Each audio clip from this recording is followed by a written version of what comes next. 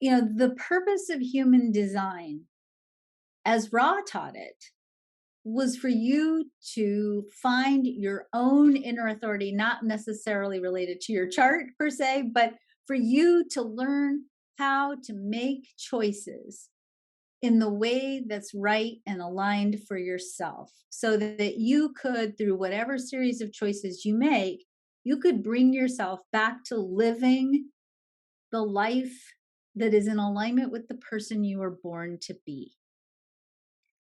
That was the whole goal of human design. And I would say that it is easy for all of us who are deeply conditioned by systems. We're all deeply conditioned by systems. We've been raised in systems, right? We live in a government system. We live in an economic system. We've probably all been part of a school system. We've been part of healthcare systems. We're all products of systems. And systems make us think in systems. And one of the things that systems do, because systems are logical, they come out of what's called the logical circuitry in human design. Systems are terrified of the unknown. A system is basically, and this is true of the logical circuit, systems is all about noticing patterns that repeat consistently enough for you to be able to, in some way, shape, or form, predict the pattern and how it's going to unfold. That's why science is a system, right? We have the scientific methodology is a system. The purpose of science is to duplicate experiments repeatedly to guarantee that within a certain amount of mathematical certainty, you'll have a similar outcome. Logic is one way of knowing. It's not the only way of knowing. It's one of three ways of knowing that we see in the chart. Logic is about knowing patterns in order to be able to predict the future. There is another way of knowing that's called knowingness. And some of you may have this. The spleen has this to a certain degree. It's knowing something. And it's just knowing that you know, but not necessarily knowing how you know that you know.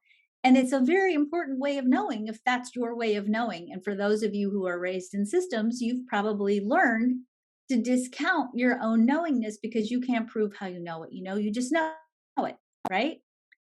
The third way of knowing is by sensing. It's by feeling that something doesn't feel right, something feels off. It doesn't, you're getting goosebumps when you walk into a certain space, or you're feeling grumpy in certain energy fields and you don't know why, right? And we also discount that. We're told, oh, why? Why? We want to know why. We're told, why do you feel this way? And if you can't explain why, basically you're told to discount how you feel about it. And for some of you, that is your way of knowing. And that's not invalid.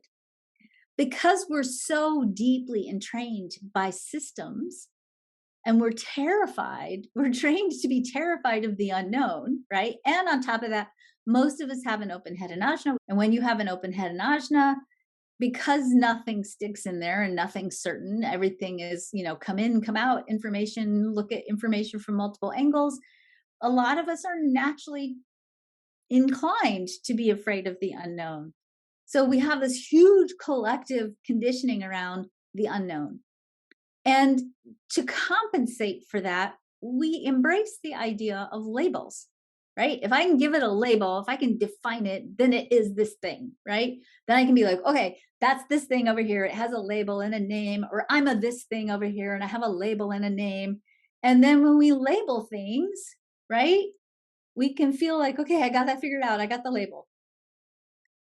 I find that in my journey with human design and watching human design emerge with the momentum that it has, and especially watching it emerge without Ra at the helm since he passed in 2011, that there's a tendency in some human design spaces to use human design as a labeling system.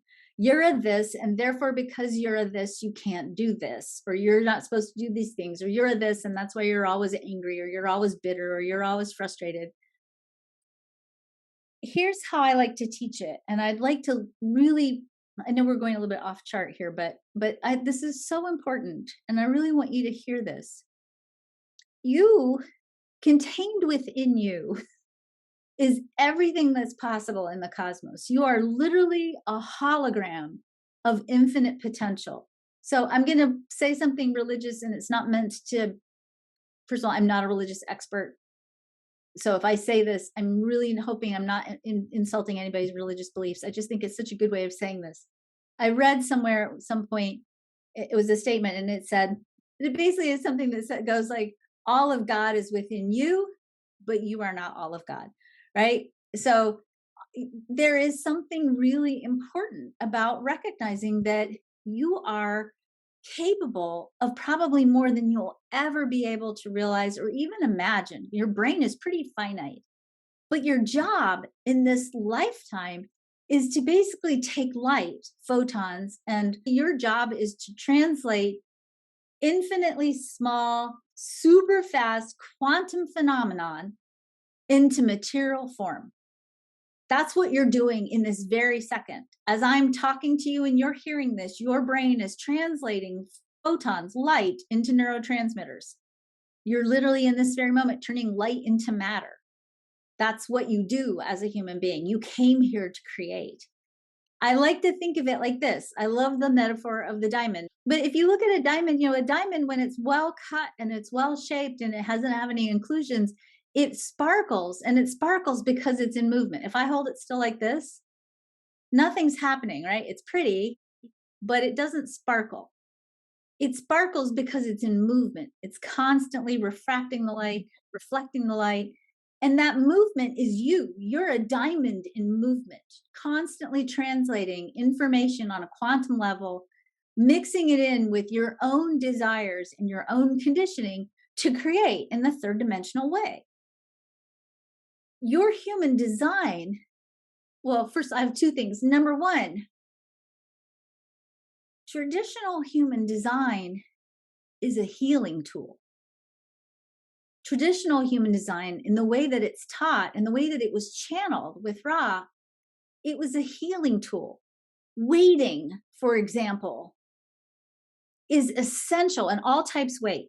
Manifestors wait for that inner alignment, generator types wait to respond, projectors wait for the invitation, and of course the reflector waits out the cycle of the moon. Waiting is not necessarily supposed to be the permanent thing that you do when you create.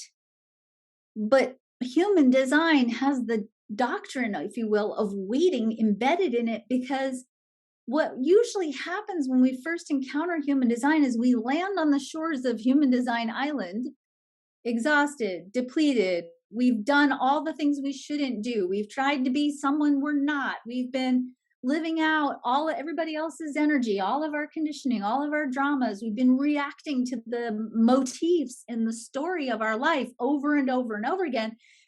And we've crash landed on the shores of this island.